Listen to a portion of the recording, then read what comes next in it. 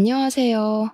저는 이제 결혼 생활을 이어간 지 10개월이 넘은 30대 후반이 된 여자입니다. 아직 짧은 결혼 생활 기간을 보냈지만 결혼 전 남편과 꽤 오랜 시간 연애를 했었는데요. 오늘 제가 들려드릴 이야기는 남편과 제가 결혼하기 전에 겪었던 아주 무서운 이야기입니다. 사연을 들어주시는 청취자 여러분들께선 혹시 세상에서 어떤 것들이 가장 무서우신가요? 귀신? 맹독을 가진 파충류? 아니면 육식동물? 저는 사람입니다. 세상에서 사람만큼 사람에게 해를 끼치는 것도 없고 나쁜 생각을 하거나 나쁜 계획을 짜는 것들도 별로 없지 않겠습니까? 둥글게 둥글게 지구촌은 한 가족이라며 어릴 때 배웠던 동요들이 무색할 만큼 다 큰 성인이 된 사람들은 왜 이리 독한 마음을 품고 사는 건지 모르겠습니다. 어린 시절을 떠올리면 우리 모두 순수하고 착했던 사람들이었을 텐데요. 아무튼 제가 들려드릴 이야기는 다소 충격적일 수 있으니 마음을 굳게 가져주시기 바랍니다. 저와 남편은 남편이 대학을 다닐 때 소개팅 자리에서 인연이 닿아 10년을 넘는 시간 동안 연애를 하고 결혼에 골인을 하게 되었습니다. 남편과 제가 다른 문제가 있어서 결혼을 늦게 한 건 아니고 서로 자리를 잡고 결혼을 하려고 하니 사건들이 빵빵 터지는 바람에 늦춰지고 늦춰지다 10달 전에 하게 되었네요. 남편에게는 여동생이 둘이나 있었는데 다들 연년생이기도 했고 사이는 좋지도 나쁘지도 않은 대면대면한 관계였다고 했습니다. 그 여동생들이 얼마나 기가 막힌 인간들인지 지금부터 이야기를 시작하겠습니다. 제 남편은 어린 시절부터 아주 부유한 가정에서 자랐다고 했습니다. 우리가 생각하는 일반적인 부유한 가정 말이죠. 집에 그랜드 피아노도 있고 2층 집에 살고 마당도 있어서 반려견과 뛰어놀기 딱 좋은 그런 환경 말입니다. 우리 남편에게는 부족함 없이 모든 걸 채워주신 시부모님이셨는데 남편의 어머니, 그러니까 친모가 일찍 세상을 떠나게 되었다고 했습니다.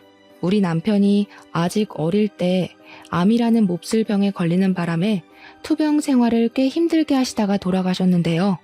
시부는 일을 하느라 바빠서 친모를 잘 챙기지 못했다고 하더라고요. 소 잃고 외양간을 고친다고 친모가 죽고 나서야 시부는 뼈저린 후회와 반성을 하게 되었고 2번의 실수는 하지 않겠다고 다짐을 했다고 합니다. 아들만큼은 제대로 챙기겠다며 각오를 다지고 아들에게 엄마의 손길이 필요하다는 것을 깨닫고는 정말 우리 남편을 위해서 재혼을 하셨다고 합니다. 연년생 여자아이들 둘을 홀로 열심히 키우고 계셨던 시모는 시부의 눈에는 정말 성품도 바르고 인내심도 많고 생각이 깊은 그런 사람이었다고 했습니다. 시부는 돈이 넘치게 있었으니 시모가 데려온 2 딸들이나 남편이나 차별하지 않고 모든 걸 고르게 베풀면서 키웠다고 하셨습니다. 장난감을 사도 셋이 똑같이, 문제집을 사도 셋이 똑같이, 학원을 다녀도 셋이 똑같이, 전자기기나 옷을 살 때도 똑같이 하셨다고 했습니다. 다르게 했다가는 친자식과 양자식을 차별한다고 예민한 아이들끼리 싸움이 날지도 모른다고 생각하셨다고 했어요. 그런 시부의 노력이 통한 건지 재혼한 여자, 그러니까 시모도 정말 우리 남편을 친자식처럼 생각하고 키우셨다고 했습니다. 혼내는 것을 눈치 보지 않고 정말 자식이 바르게 자랄 수 있도록 하나하나 세심하게 살피면서 말입니다. 극악무도하다는 사춘기를 옆에서 꿋꿋하게 견뎌내셨고 다른 건 몰라도 어른들을 공경하고 예의범절을 지키는 사람으로 키우기 위해 노력하셨다고 했습니다. 우리 남편이 사춘기를 심하게 겪은 편이었다고 하는데 어린 마음에 반항심으로 뻗대기도 하고 집안의 물건을 박살내면서 정신 나간 놈처럼 굴기도 했었대요. 그럴 때마다 시모는 남편에게 그래서 마음의 응어리가 풀린다면 얼마든지 하라고, 하지만 우리가 진짜 가족인 것은 잊지 말라면서 사랑으로 감싸주셨다고 합니다. 우리 남편이 이런 집구석에서 하루도 더 살고 싶지 않다면서 가출을 했는데 시모가 울면서 맨발로 우리 남편을 뒤쫓아오셨다고 해요. 등짝을 마구마구 때리면서 이놈 자식아 엄마를 두고 어디 가냐고 눈물을 뚝뚝 흘리는데 우리 남편이 고개를 숙여 내려보니 발이 엉망이셨대요. 유리 조각에 찍힌 건지 돌부리에 찧은 건지 새끼발가락이 찢어져서 피가 뚝뚝 흐르는데도 아픈 줄도 모르고 남편에게 집으로 가자고 하셨대요. 그때 우리 남편이 처음으로 엄마의 사랑이라는 게 이런 건가 싶은 생각이 들면서 마음을 열고 새 가족을 받아들였다고 했습니다. 늘 자기 눈치를 보면서 혼내도 조심스럽게 대하던 새엄마였는데 등짝을 가차없이 때리는 걸 보고 안심이 되었다고 하니 남편이 정신 나간 놈인 건 맞죠 뭐.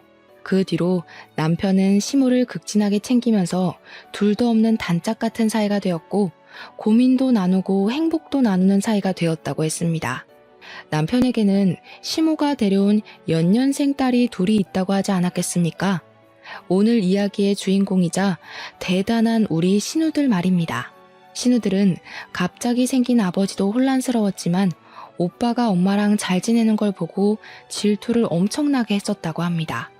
아무래도 남편이 먼저 고등학생이 되었으니까 시모가 남편을 더 챙기고 그랬나 봅니다. 학원을 더 많이 다니고 그랬으니까요. 그럴 때마다 신우들은 누가 친자식인지 모르겠다면서 은근히 시모한테 불만을 말하기도 하고 남편에게 눈치를 주기도 했었대요. 남편이 여동생들이랑도 잘 지내보려고 먼저 다가가서 맛있는 걸 먹으러 가자고 하기도 하고 선물을 사주기도 해도 냉랭하게 굴었대요. 이런 거 필요 없는데? 누가 요즘 이런 걸 쓴다고? 센스 없다! 하는 말을 면전에 뱉으면서 줘도 안 가질 거라고 돌려주고 그랬다고 하네요. 그렇게 대면대면한 사이로 청소년기를 보내게 되었는데 남편이 원래 공부를 잘하는 편이 아니었다고 하더라고요. 여동생 2명은 서로 공부를 도와주며 학업에 열정적인 학생이었고요. 성적도 상당히 우수한 편에 속했다고 하더라고요. 그걸 본 남편이 괜한 경쟁 심리가 붙어서 오기를 부리면서 공부를 시작했고 과외도 받고 학원도 다니면서 성적을 쑥쑥 올리기 시작했습니다. 제일 먼저 수능을 보게 된 남편이 수능에서 대박이 났고 서울에 있는 명문대 의대에 떡하니 합격을 하게 된 것입니다. 여동생들도 질 수 없다면서 엄청 예민하게 공부를 하기 시작했는데 막상 고등학교 3학년이 되어서는 둘 다 실수를 하게 되고 성적이 눈에 띄게 오르진 못했대요.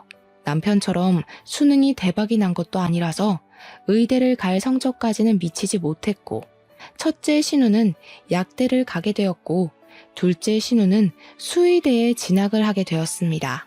그러니 시부도 시모도 의대에 진학을 하게 된 우리 남편에게 칭찬을 아끼지 않았고 신우들은 그게 못 견디게 싫었다고 하더라고요. 일부러 남편 들으라고 비수가 될 만한 말들을 대놓고 하기 시작하면서 남편을 못살게 굴었답니다. 오빠는 의대를 가도 여자친구 사귀기는 조금 어렵겠다. 의사면 뭐해? 몸이 왜소하고 멋진 구석이 하나도 없는데. 맞아. 오빠 코 성형수술 같은 거 할 생각은 없어? 남자는 자고로 코가 잘생겨야 돼. 실패해서 돼지코 되면 웃기긴 하겠다. 남편은 치사하게 외모로 공격을 하는 여동생들의 코를 완전히 눌러주고 싶은 생각이 들어서 의대를 다니며 그 바쁜 와중에도 운동을 시작하게 되었습니다. 당연히 시간을 많이 할애할 수 없었기 때문에 근육이 단단하게 잡힌 몸까지는 만들지 못했지만 장근육이 도드라지는 예쁜 몸매를 가지게 되었습니다. 그러니 옷을 입어서 은근히 태가 살아나도 또 의대를 다니고 있으니 짱짱한 인재 아니겠습니까? 주위에서 소개팅을 시켜주겠다는 제안이 엄청 들어왔대요. 남편은 그 뒤로 간간히 소개팅도 하고 여자친구도 사귀면서 행복한 대학 생활을 하고 있었는데 그게 신우들의 심기를 또 거스른 거지요. 배알이 꼬인 신우들이 요즘 누가 그런 소심한 근육을 가진 사람을 좋아하냐면서 운동선수들이랑 비교를 해가며 남편에게 빈정거렸대요. 여동생들이 대놓고 시비를 걸고 못살게 구니 시모는 남편에게 더 미안한 마음이 들었고 티가 나게 남편을 챙겨주며 잘해주게 된 거죠. 신우들은 엄마는 자기 마음을 모른다면서 반항하기 시작하고 집안은 악순환이 돌고 돌았다고 했습니다. 그러던 어느 날 군대도 다녀오고 의대 졸업을 앞두게 된 남편과 제가 소개팅을 하게 되었습니다. 저는 평범한 가정에서 자란 편이라고 말을 하고 다니지만 형사인 아버지를 따라서 경찰이 되는 게 꿈이었던 여자였습니다.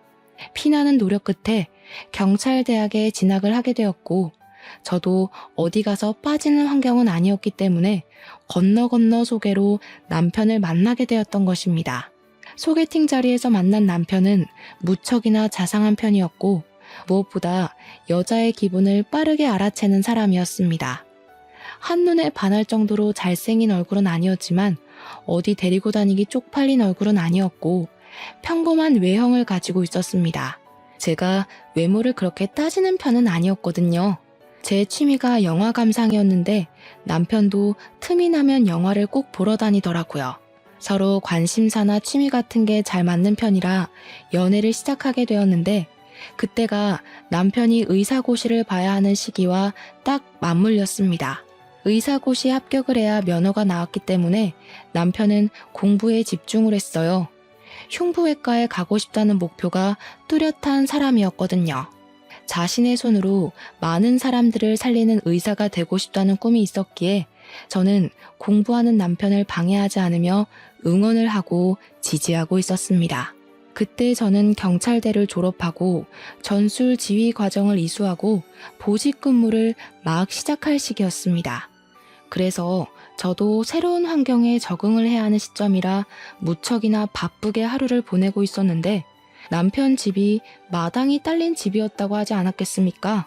남편에게는 청소년기 시절부터 키웠던 아주 오래된 반려견이 한 마리 있었는데 자식들이 전부 바쁘니까 시모가 맡아서 키우고 있었던 반려견이었습니다. 정말 똑똑하고 사람을 좋아하고 말도 잘 듣는 반려견이라서 저도 몇 번 본 적이 있었는데 정이 가는 그런 놈이었습니다. 남편이 10년을 키운 반려견이라 그런지 몸에 좋다는 사료부터 시작해서 미용도 꼼꼼하게 해주며 키우고 있었습니다. 나이가 있는 것 치고는 잘 뛰어놀고 건강도 괜찮아서 오래오래 함께 살 것이라고 생각했던 반려견이었습니다. 둘째 신우가 수의대에 진학을 하게 되면서 반려견의 건강도 잘 챙기게 되니 사실 걱정할 게 전혀 없는 상태이기도 했습니다. 남편이 의사고시를 볼 시점에 이미 둘째 신우는 수의사로 동물병원에 취직을 해서 일을 하면서 돈을 벌고 있었습니다. 남편은 반려견의 건강검진을 받기 위해서 둘째 신우가 일을 하는 동물병원으로 가게 되었는데 이것저것 둘째 신우가 검사를 하더니 심각한 표정을 짓더랍니다. 반려견에서 심장 사상충이 발견이 되었다면서 이미 꽤 진행이 된 상태였다고 오래 살기는 힘들 것 같다면서 마음의 준비를 했다는 겁니다. 그러기엔 아픈 기색이 전혀 없었던 터라 남편은 무척이나 멘탈이 흔들리게 되었고 둘째 신우에게 어떻게 치료를 하면 되냐고 물어보았대요. 일단 심장 사상충 약을 쓰긴 써야 하는데 이미 진행이 많이 되어서 어찌 될지는 모르겠다고 매일 약을 먹이라고 치료제를 처방해줬다고 합니다. 그런데 정말 아픈 게 맞았는지 약을 쓰는데도 점점 기력을 잃어가던 반려견이 글쎄 동물병원에 입원을 하게 되었습니다. 저랑 남편이 번갈아 가며 병원에 찾아도 가고 좋다는 수액도 일부러 맞추고 그랬는데도 증상이 심해지고 제대로 숨도 쉬지 못하더라고요. 서서히 눈을 감더니 결국 남편 의사고시 전전날에 반려견이 무지개 다리를 건너게 되었습니다. 시험에 집중을 하지 못한 남편은 결국 시험을 망치게 되었고 의사고시를 재수하게 되어버렸습니다. 늘 성적이 괜찮고 실습도 잘해서 탁과에서도 탐을 내던 인재였는데 의사고시를 재수하게 되니 주변 사람들이 이상하게 생각했습니다. 남편은 반려견이 무지개 다리를 건넜다는 충격과 더불어 시험까지 떨어지게 되면서 완전히 폐인처럼 지내기 시작했고 자괴감에 빠지게 되었습니다. 저는 그런 남편이 다시 한번 일어설 수 있도록 꾸준히 멘탈 케어를 해줬고 용기를 줬습니다. 남편은 다시 공부를 시작하게 되었죠. 하지만 남편의 가슴 한편에는 늘 그 반려견이 함께 있었습니다. 신우들이 같이 살기 시작한 이후에 데리고 왔던 반려견이었으니까 신우들도 10년 이상을 같이 살았던 반려견이었는데요. 거기다가 둘째 신우는 수의사로 일을 하고 있었으니까 반려견이 얼마나 소중한 존재인지 충분히 인지를 하고 사는 사람이었거든요. 그런데도 불구하고 개 장례를 치러주는데 코빼기도 비치지 않더라고요. 몇 번 본 저도 참석을 했는데 말입니다. 첫째 신우는 바빠 죽겠는데 굳이 그런 것까지 해가면서 유난스럽게 굴어야 하냐고 시모에게 자기는 부르지 말라고 했다는 거예요. 글쎄. 반려견에게 가장 큰 애정을 쏟아부었던 시모와 남편만 눈을 꼭 감고 미동도 없이 누워있는 반려견을 화장하면서 엉엉 울더라고요. 물론 저도 눈물이 찔끔 나오긴 했습니다. 그 맛없는 약을 먹고 병원에 입원해 치료를 받으면서도 한 번을 짖지 않던 순한 멍멍이였거든요. 저도 몇 번 안 봤지만 눈물이 찔끔 날 정도로 마음이 아팠는데 신우들은 어찌 그리 차갑게 대할 수 있는지 진짜 사이코패스가 따로 없다고 생각했습니다. 저희는 화장을 해서 뼈가루가 된 반려견의 유해를 집 마당에 잘 묻어주고 반려견이 평소에 좋아하던 개껌도 놓아주었습니다.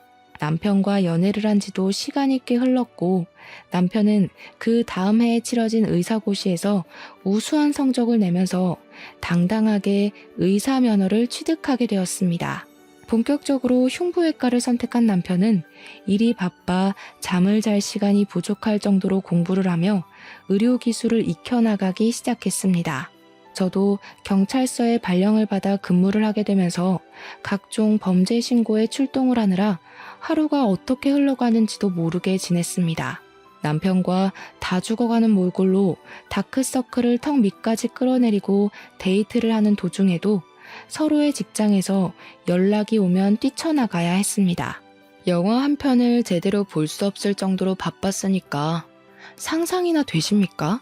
그러던 도중에 집안이 조용하다고 우울해하는 시모를 위해서 남편은 새 강아지를 입양하기로 결심을 했습니다. 시모와 함께 유기견 센터에 가서 시모가 제일 눈이 가는 강아지를 입양해 왔다고 했습니다. 저는 남편을 칭찬해 주었죠. 유기견이라 그런지 사람에게 받은 상처가 있었던 강아지는 낯가림이 아주 심해서 으르렁거림이 많았는데 특히 신우들에게 유독 으르렁거렸다고 했습니다. 솔직히 제가 제3자의 눈으로 봐도 싹수가 없어서 정이 가지 않던 신우들인데 낯가림 심한 강아지는 더할 수도 있겠다 싶었습니다. 저는 은근히 강아지가 신우들을 좀 괴롭히고 물기도 했으면 좋겠다고 생각할 정도였으니까요. 남편은 반려견을 정말 좋아해서 틈이 나면 같이 산책도 나가고 정을 붙이게 하려고 놀아주기도 하고 하면서 지냈는데 정말로 사건이 일어나게 된 것입니다. 수의사임에도 불구하고 집에서 키우던 반려견에게 매몰차게 굴고 정을 주지 않았던 둘째 신우를 반려견이 확 물어버린 겁니다. 다리를 반려견이 아주 심하게 물어뜯는 바람에 살이 찢어져 나가면서 응급실에 실려가게 되었습니다. 둘째 신우는 아파 죽겠다면서 난리를 쳤고 급하게 응급실에서 다리를 봉합하는 수술을 받게 되었습니다.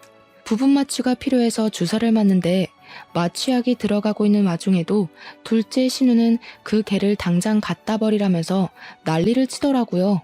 아니, 수의사씩이나 되어서는 반려견의 행동도 확인하지 않고 보살피지도 않는 주제에 파양을 하라는 말이 나오는지 남편은 어이없어 했습니다. 시모는 둘째 신우의 난리통에 입양을 한 개를 어떻게 파양을 시키겠냐고 차라리 분가를 하라는 소리를 했다고 하더라고요. 너희 나이도 생각해보면 30을 넘겼는데 언제까지 집에서 엄마가 해주는 밥 먹으면서 살 거니? 직장도 다니겠다.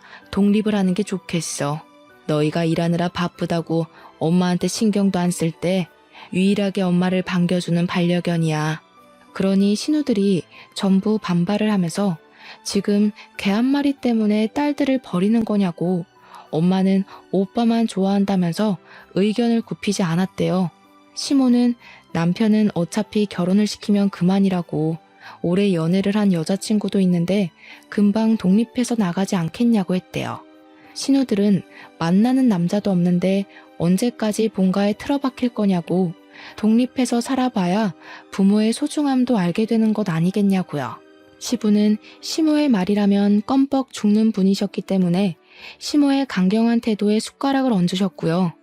결국 신우들은 타이로 독립을 하게 되었고 신우들은 끝까지 시모에게 너무하다는 말을 하면서 푸른 빌라를 얻었다고 하더라고요. 집을 나가고 하니까 그제야 시모의 마음도 조금 불편하고 미안했는지 가끔 반려견 진료를 보러 둘째 신우네 동물병원을 찾아갔다고 하더라고요. 그런데 둘째 신우가 자기 다리에 흉지게 만든 원흉이 찾아왔다면서 그렇게 성의 없이 진료를 받다고 하더군요. 그래도 시모는 딸이 봐주는 게 안심이 되니까 꾸준히 둘째 신우의 동물병원에 찾아가서 검진을 받았습니다. 그러던 어느 날 둘째 신우가 입양한 유기견에게서도 심장 사상충이 발견되었다면서 첫 반려견에게 주었던 약을 그대로 처방을 해줬대요. 시모는 너무나도 불안했다는 겁니다. 이대로 또 무지개 다리를 건너게 되면 어떡하나 싶었던 거죠.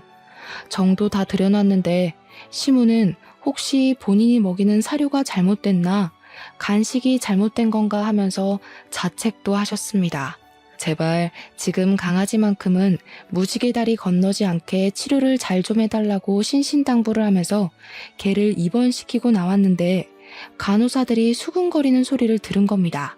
근데 주원장님 말이야, 그게 자기네 집 개 아니야? 심장 사상충 아니던데?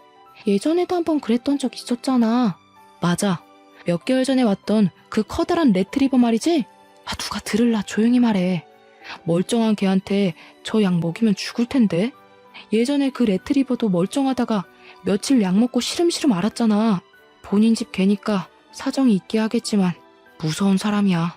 그 수군거림을 같이 갔던 남편이랑 시모가 듣고 그 자리에서 완전히 얼어붙고 말았던 거죠.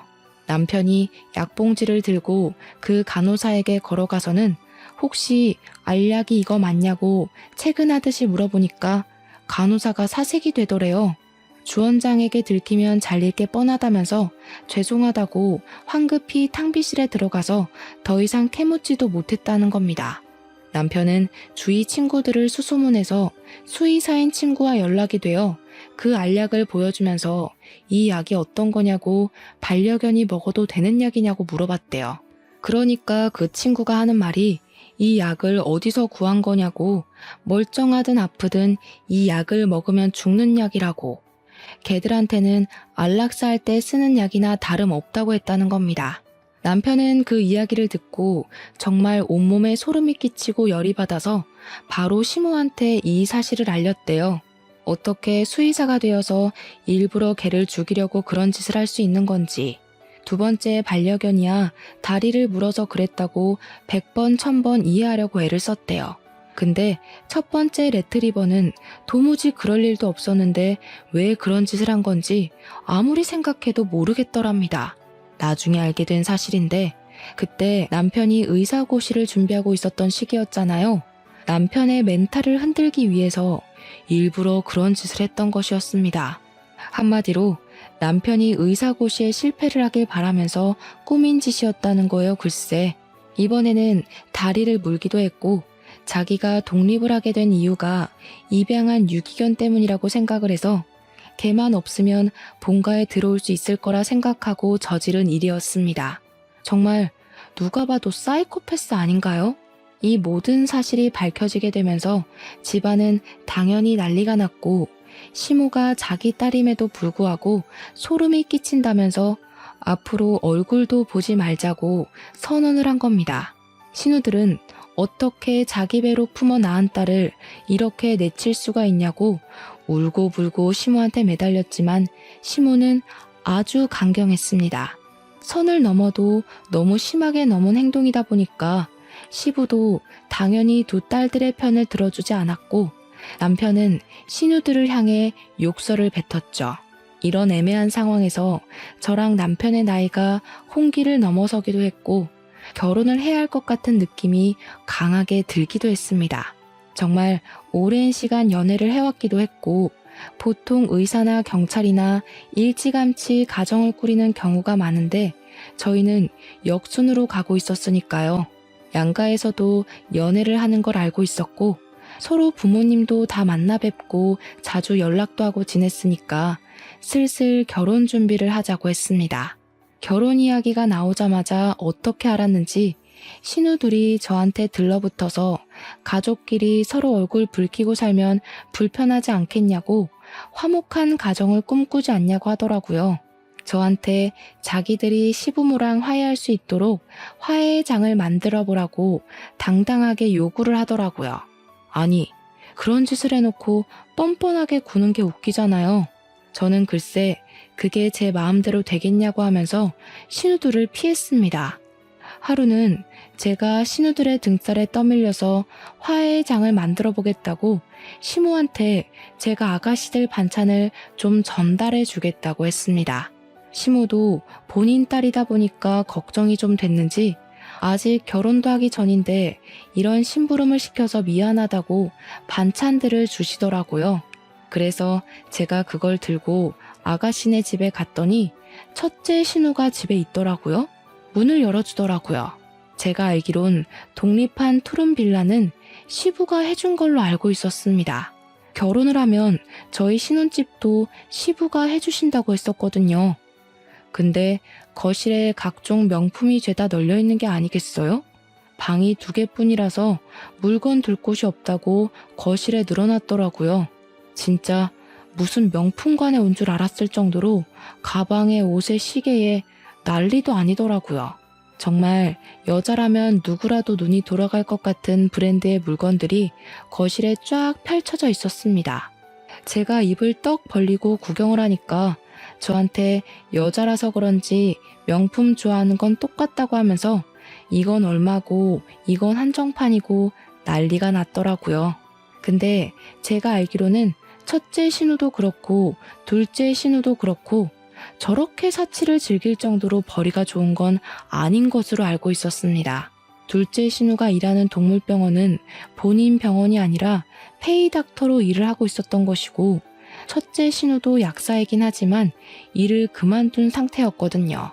집을 유지하는 것도 한두 푼 드는 게 아닐 텐데 이래저래 돈 쓰는 걸 생각하면 시부가 돈을 지원해주고 있구나 하는 생각이 절로 들더라고요. 절대로 저 명품들을 제값 주고 사서 쓸 수 있을 만큼의 돈을 벌진 못했습니다. 반찬 잘 전달해주고 시댁으로 돌아와서 시모에게 이야기를 하다가 집에 명품이 너무 많아서 놀랬다고 하니 시모가 기겁을 하더라고요. 아직도 그 명품 모으느라 빚지면서 산다니? 그 정신 나간 계집애들 같으니라고. 도대체 어쩌다 저렇게 컸는지 내가 속이 상해 죽겠어.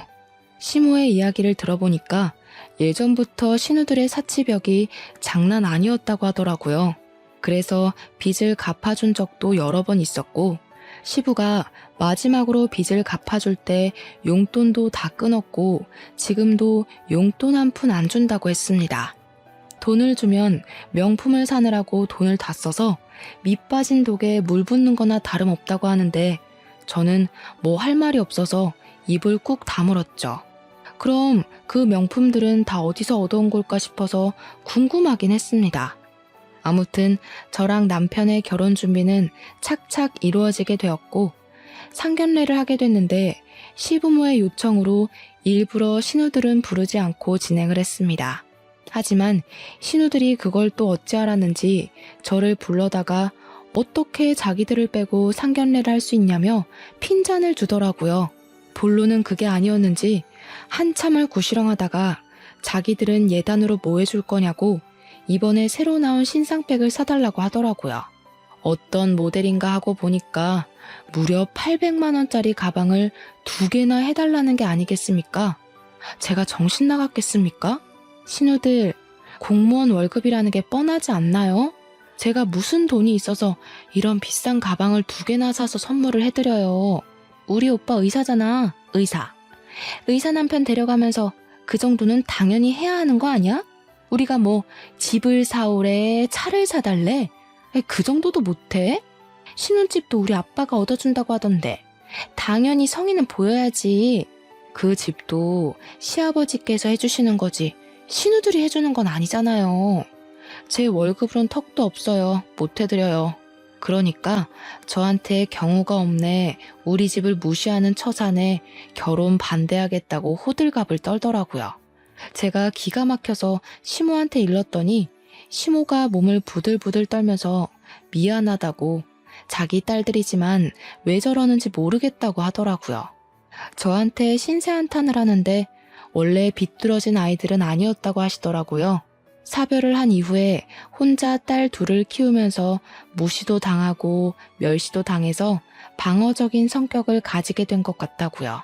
부자 새아빠를 만나서 부족함 없이 살고 있지만 지 오빠가 뭐든 자기들보다 잘하니까 자격지심이 생긴 것 같다면서 눈물을 훔치셨습니다.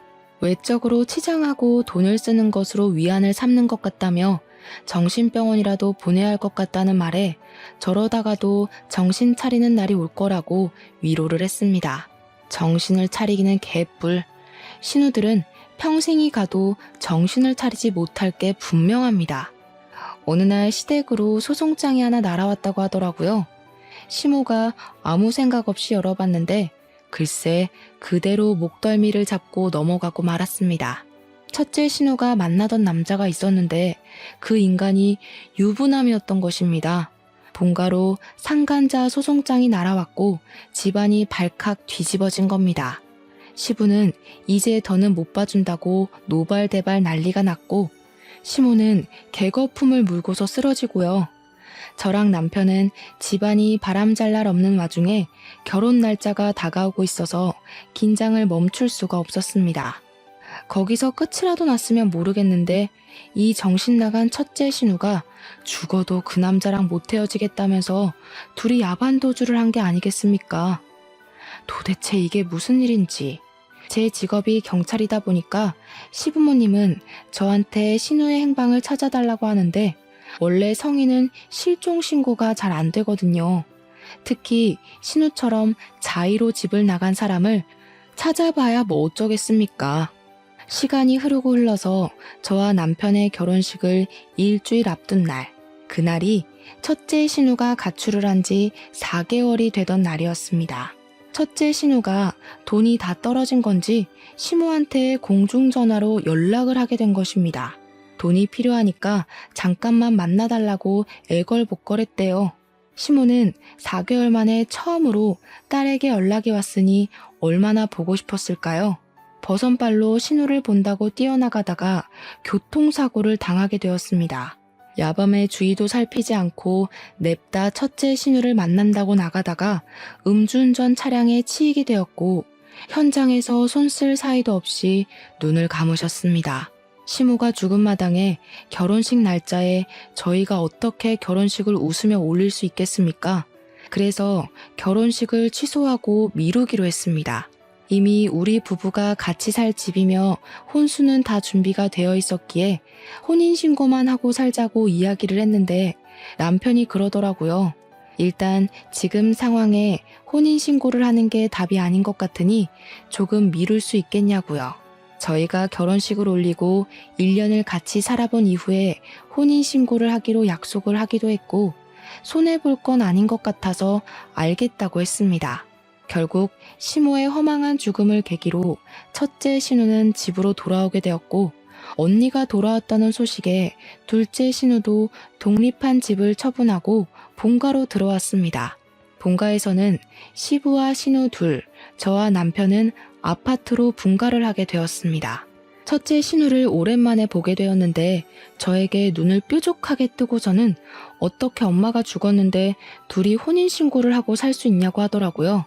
뭔 상관인가 싶긴 했지만 1년 뒤에 혼인신고하기로 했다. 시모 죽음은 우리도 안타깝게 생각하고 있다고 명복을 빌고 있다고 했습니다. 그렇게 조용해지나 싶었는데 엎친 데 덮친 격으로 시부가 건강검진을 갔다가 암을 발견하게 되었다는 연락을 받게 되었습니다. 혹인 줄 알았는데 모양이 이상해서 조직검사를 해보니 암이라는 결과가 나왔다는 것입니다. 물론 위치가 나쁘지 않아서 항암 치료를 하면 호전될 가능성이 농후하지만 전이가 되기 시작하면 답이 없다고 하더라고요. 전이라는 게 멈추라고 해서 멈추는 것도 아니고 무엇보다 의사인 남편이 잘 알고 있는 분야이기도 하니까요. 남편은 시모도 잃고 얼마 지나지 않아 시부까지 암 판정을 받으니 우울증까지 찾아오게 되어서 힘들어 죽으려고 했습니다.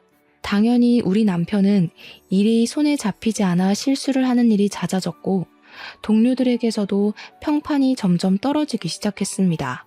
남편은 저에게 일을 쉬고 싶다고 말을 했고 저는 그런 남편의 정신 건강이 회복되는 것이 우선이 되어야 한다고 생각해서 쉬라고 이야기를 했습니다.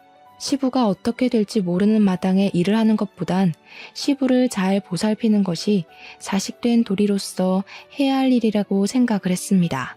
그래서 저희는 더 자주 시댁에 방문을 하게 되었는데 그때마다 신우들은 시부 눈치를 보고 있고 시부는 한숨만 푹푹 쉬고 있었습니다. 신우들 때문에 스트레스 받아서 병세가 더 깊어지는 것 같다고 하는데 무슨 일인지는 말을 하지 않으시더라고요. 저랑 남편은 대충 또 사고를 쳤나 보다 하고 말았는데요. 제가 출근을 하고 범인의 행적을 쫓던 어느 날 급하게 연락을 받게 되었습니다. 남편이 갑자기 본가에서 쓰러졌다는 연락이었습니다. 저는 놀래서 형사님들에게 양해를 구하고 병원으로 달려가게 되었습니다. 신우들이 저를 보자마자 호들갑을 떨면서 제 남편이 약을 먹었다고 하는 게 아니겠습니까? 약을 먹다니. 그게 무슨 소리인지 몰라서 손이 벌벌 떨렸습니다. 오빠가 계속 괴롭다 우울하다 하더니 갑자기 방에 들어가서 약을 먹어버렸어요. 위세척도 하자고 해서 다 하고 처치가 끝났다고 하는데 오빠가 눈을 못 뜨고 있어요. 어떡해 언니. 의사 선생님을 만났는데 선생님도 이상하게 약 기운이 다 빠져나간 것 같은데도 의식이 돌아오지 않는다고 간혹가다 이런 환자도 있긴 하니까 지켜보라고 하더라고요. 이대로 눈을 못 뜨고 혼수 상태가 되는 사람들도 있다고 하는데 식은땀이 다 나더라고요. 저는 그때부터 계속 남편 간호를 시작했는데 제가 하는 일이라는 게 하루 종일 병실을 지킬 수 있는 여유가 나지 않는 일이잖아요. 간병인을 두려는데 신우들이 자기들이 지은 죄가 많으니 남편 병간호를 하고 싶다고 하더라고요. 철이라도 든 건지 물론 그 생각은 아주 잠깐이었고요. 시부한테 들었는데 남편이 약을 먹은 날 첫째 신우랑 다투는 소리를 들었다고 하시더라고요. 첫째 신우가 시모 보험금을 홀라당 타먹고서는 그 유부남이랑 노느라 돈을 다 썼다는 거예요. 그걸 남편이 알게 되었고 둘이 한참을 싸웠다고요. 시부가 그래서 요 며칠 계속 한숨만 쉬고 있었고 신우는 눈치를 본 거라고 하더라고요. 그 말을 듣는데 약간 느낌이 쎄했습니다. 우리 남편은 신우의 극진한 간호에도 불구하고 눈을 뜨지 못했고 시부는 저에게 새 삶을 찾으라고 했습니다. 혼인신고도 안 했고 동거만 한 것이니까요. 시부는 항암 치료를 받고 있었지만 점점 쇠약해져 갔고 이제는 둘째 신우까지 일을 그만두고 시부와 남편을 보살폈습니다. 저는 월급의 일부를 신우들에게 송금하며 간병을 부탁했고요. 하루는 일이 조금 애매한 시간에 끝나서 남편의 얼굴을 보러 병실에 들렸습니다.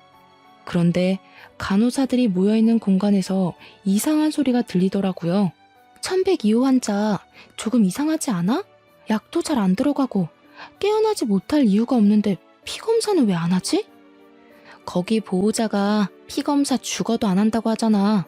1102호 환자는 바로 우리 남편이었거든요. 저는 살금살금 병실 앞에 섰는데 신우들의 말소리가 들렸습니다. 언니랑 오빠랑 혼인신고 안 한 거 맞지? 등본 떼봤다니까. 아빠도 곧 죽을 것 같은데. 그럼 재산 다 우리 거 되는 거지? 저는 그 말을 듣자마자 너무 놀라서 재빨리 휴대폰을 꺼내고 녹음 앱을 눌렀습니다. 그리고 살짝 열려있는 문틈으로 휴대폰을 들이밀고 녹음을 뜨기 시작했어요. 오빠만 빨리 죽으면 된다니까. 아씨, 나 동물병원에서 이제 마취제도 더 못 가지고 나와. 우리 원장이 알아서 나 잘렸잖아. 새 병원 취직하라니까. 소문나서 취직도 못하게 생겼어. 내가 차려야 될 것 같은데. 돈이 어디 있어서 동물병원을 차려. 언니 약 사면서 약 하나 못 구해? 나도 약 빼돌리다가 잡혀서 면허 취소된 거 몰라? 오빠 빨리 죽이려면 약이 더 필요한데. 그럼 약을 더 구할 방법이 없나? 내가 친구한테 부탁을 해두긴 했어. 우리 집 개가 너무 힘들어해서 안락사 해야 할 것 같은데 약 좀 구해달라고. 준대? 된대? 아니, 안 된다고 하는데 아빠랑 오빠가 투병 중이라서 병원에서 하고 싶다고 졸랐지 뭐. 한 일주일만 기다려보라던데? 안락사 약이면 위험한 거 아니야? 부검하자 그러면 어떡해. 피검사도 거절하고 있는데 부검이 안 한다고 하면 장땡이지. 혼인신고 안 한 게 신의 한 수다. 어쩌다가 그렇게 빚을 지게 된 건지 진짜. 한 방에 갚을 수 있는 기회가 생겨서 다행이지. 아니었으면 우리 새우잡이 배라도 탔어야 했을걸. 신우 둘이 낄낄거리면서 웃는데 저는 손이 벌벌 떨려서 휴대폰을 놓칠 뻔했습니다. 그 길로 바로 아버지에게 달려가서 녹음 파일을 들려드렸고 우리 아버지는 범죄라면서 바로 형사들을 데리고 병원으로 가겠다고 하셨습니다. 저는 정확한 증거가 더 필요하다 생각하여 다음날 병원으로 가 신우들 몰래 간호사에게 피검사를 부탁했습니다. 피검사 결과 사람 몸에서 검출될 수 없는 약물들이 나왔고 아빠는 바로 체포영장을 들고 병원에 찾아왔습니다.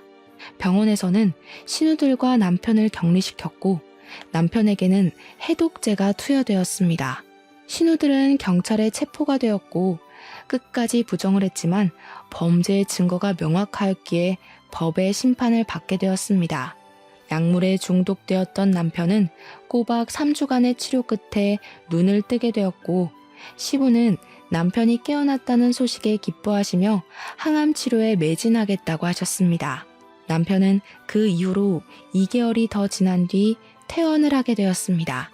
그 뒤로 저희는 더 미루지 않고 혼인신고를 하게 되었고 시누이들의 재판에 증인으로 서서 모든 것을 거침없이 진술했습니다. 처음 사고가 났을 때도 남편의 자의가 아니라 신우들이 약물에 취하게 만들었던 것이었습니다. 신우 둘은 각각 징역 10년, 7년형을 받았습니다. 지금은 완벽하게 회복을 하여 다시 의사로서 일을 시작한 남편과 제가 시부의 항암 치료를 돌보며 살고 있는 중입니다.